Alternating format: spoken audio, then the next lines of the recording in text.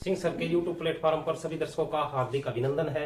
सभी दर्शकों को मेरा नमस्कार, आदाब, सत श्री अकाल। साथियों, आज की वीडियो में हम बात करेंगे जिन बच्चों में दूसरी प्रतिभाएं तो हैं परंतु वो पढ़ाई में कमजोर हैं, वो कैसे पास हो। तो अगर आप भी पढ़ाई में कमजोर है तो इस वीडियो को अंत तक देखिए। साथियों, प्रत्येक बच्चा प्रतिभाशाली होता है।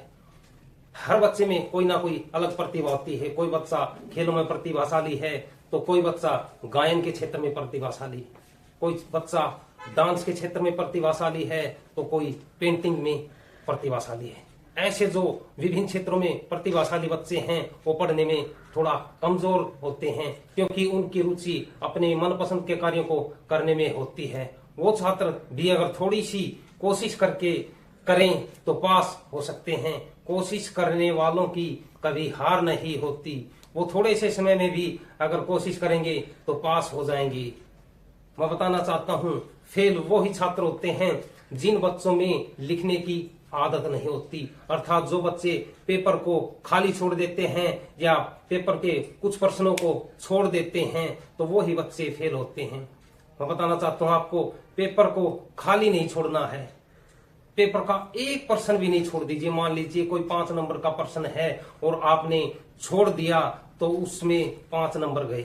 अगर आपने थोड़ी सी भी अगर कोशिश की लिखने की, उसे संबंधित लिखने की कोशिश की तो उसी प्रश्न में आपको 1 नंबर आ सकता है, 2 नंबर आ सकते हैं, 3 नंबर भी आ सकते हैं। इसी प्रकार पूरे पेपर को एक एक करके अगर सभी प्रश्नों को आप लिखने की कोशिश करेंगे तो आपकी नैया पार हो जाएंगे।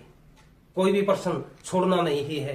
एक एक नंबर को जोड़ करके आपको पास होने के लायक अंक हासिल करने। कहते हैं ना, बूंद बूंद से सागर भरता, ईंट ईंट से महल बने। इसी प्रकार एक एक नंबर को जोड़ करके आपको सभी प्रश्नों को करना है और किसी प्रश्न को छोड़ना नहीं है। साथियों, टेंशन ना लें। टेंशन लेने से कोई समस्या का समाधान नहीं है। अभी से आप नियमित लिखने का अभ्यास करें।